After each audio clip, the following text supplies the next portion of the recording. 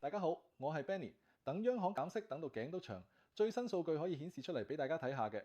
先講通脹，7月 CPI median 3.1%，整體 CPI 1.7%，即核心仲企喺2%樓上。通脹好似電梯門，話關又彈翻開。減息空間要攞之後嘅數據先咁講。再望勞動市場，8月失業率7.1%，就業少咗大約6.6萬。總結一句，核心通脹仲係企得硬淨啲，就業機會就轉弱咗。9月17號係議息日，市場主流都係預期會減息嘅，想同市場唱反調。不如呢，等數據先，到你最關心按揭、固定利率跟住國債孳息走，一高一弱嘅數據，孳息多數區間上上落落，見到啱心水壩息口，先鎖一鎖有把握嘅浮動。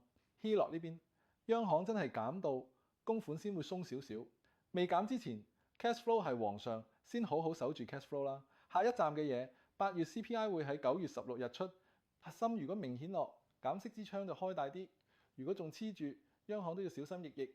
實際點做好呢？我建議大家準備上會或者係快完合約就要做好預批呢個動作先。鎖 rate hold 計好預算，俾自己有心理準備，唔使擔心夠唔夠錢供。用緊浮動嘅清 trigger rate trigger point，必要時用延長攤重或者固定浮動混合，穩住月供，心理壓力都會少啲。最後送句真心話，穩最低息咧固然係好嘅，但係總成本思維先係王道，利息、稅務、cash flow 一齊計先至係最着數啊！覺得有用，幫手 like、subscribe、share，我係 Benny，下集見。